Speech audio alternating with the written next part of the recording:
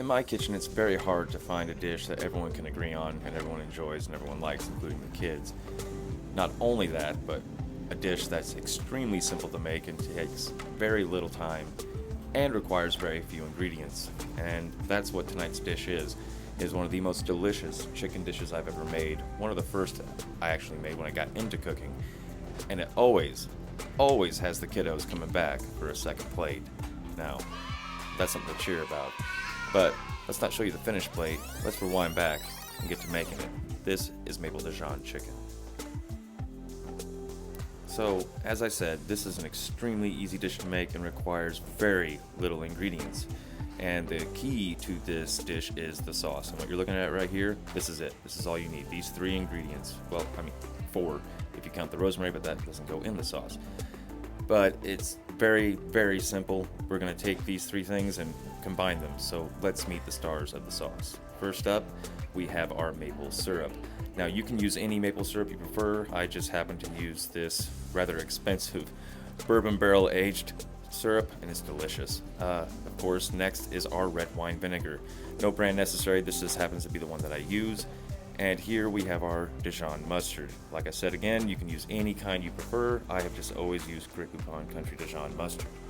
Now, feel free to explore and use whatever mustard you would like. I mean, it doesn't have to be Dijon. I've never tried it without Dijon.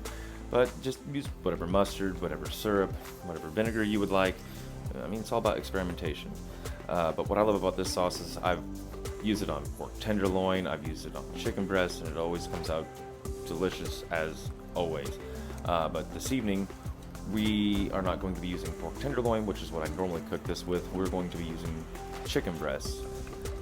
So you do not have to marinate your chicken in this, which is what I love about it with it being quick. You could just throw your chicken breast straight into a baking pan, dump your sauce on top, put some fresh rosemary on, throw it in the oven, and you're good to go. But tonight I decided I'd try a little bit of an experiment because I had never marinated my chicken in the sauce. So we're going to trim up our chicken breasts here. I believe I used 6 chicken breasts.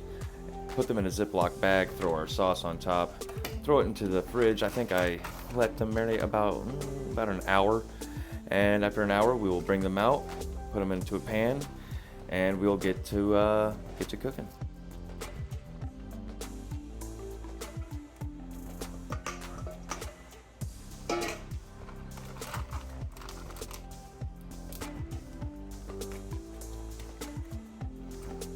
Now, while your chicken is marinating in the fridge, feel free to start making your sides. I decided I'd skip showing you what we make for our sides because the chicken is the star of the show here, but for this evening we decided to have candied carrots and homemade mashed potatoes. And candied carrots is just carrots boiled in water, strained, and then cooked with butter and brown sugar.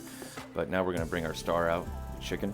We're going to throw her into the oven at 425 degrees until you reach an internal temperature of 160.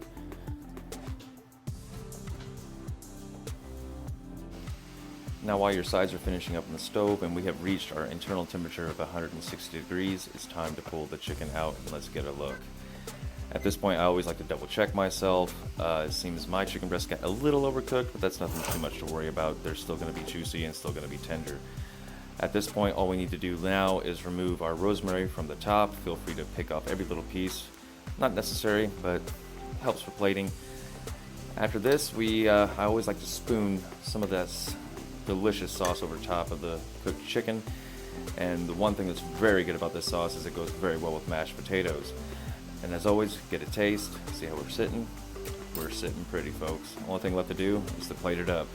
And as always, thank you for watching.